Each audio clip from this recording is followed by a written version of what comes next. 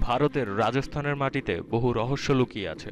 কুলধারা গ্রাম এবং ভানগড় ফোর্ট এমনই একটি রহস্যময় স্থান, যা বিশ্বের ভুতুড়ে স্থান নামে পরিচিত। কুলধারা গ্রাম এবং ভানগড় ফোর্ট ছাড়াও আরেকটি রহস্যময় স্থান বার্মের জেলাতে অবস্থিত রয়েছে।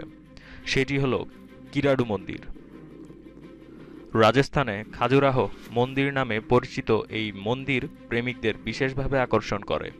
কিন্তু এখানে এমন একটি ভয়ানক বিষয় রয়েছে, যেটা জানার পর সাধারণ মানুষ রাতে এখানে থাকার সাহস করতে পারে না।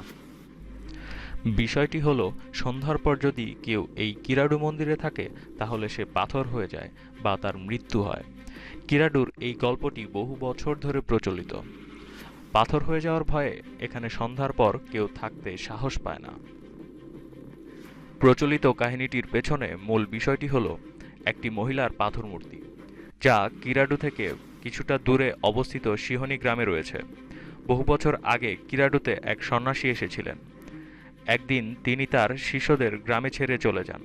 তারই মধ্যে শিষ্যদের শরীর খারাপ হয়ে যায়, কিন্তু গ্রামবাসীরা তাদের কোনো সাহায্যই করেননি। শিষ্যদের এই দুর্দশা দেখার পর সন্ন্যাসী গ্রামবাসীদের অভিশাপ দেন। সন্ন্যাসী বলেন, যেখানে লোকেদের হৃদয় পাষাণের মতো, সেখানে লোকেদের মানুষরূপে থাকা উচিত নয়, তাদের সকলের পাথর হয়ে যাওয়া উচিত। এক মহিলা শিষ্যদের সাহায্য করেছিলেন, তাই সন্ন্যাসী তার উপর দয়া করেন এবং তাকে বলেন সে যেন সেখান থেকে চলে যায় অন্যথায়, না হয় সেও পাথর হয়ে যাবে। সন্ন্যাসী মহিলাটিকে এও বলেন, গ্রাম থেকে যাওয়ার সময় পেছনে ফিরে তাকাবে না। কিন্তু গ্রামে যাওয়ার পর তার মনের সন্দেহ হয় সন্ন্যাসীর কথা সত্য না মিথ্যা। তাই সন্ন্যাসীর কথা সত্য না মিথ্যা তা প্রমাণ করার জন্য সে পেছনে ফিরে তাকাতে থাকলো এবং শেষে সেও পাথর হয়ে গেল।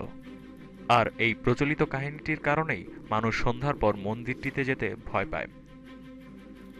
ভিডিওটি ভালো লেগে থাকলে অবশ্যই লাইক, কমেন্ট, শেয়ার করতে ভুলবেন না এবং নতুন নতুন আরও রহস্যময় ভিডিও পেতে এখনই সাবস্ক্রাইব করুন।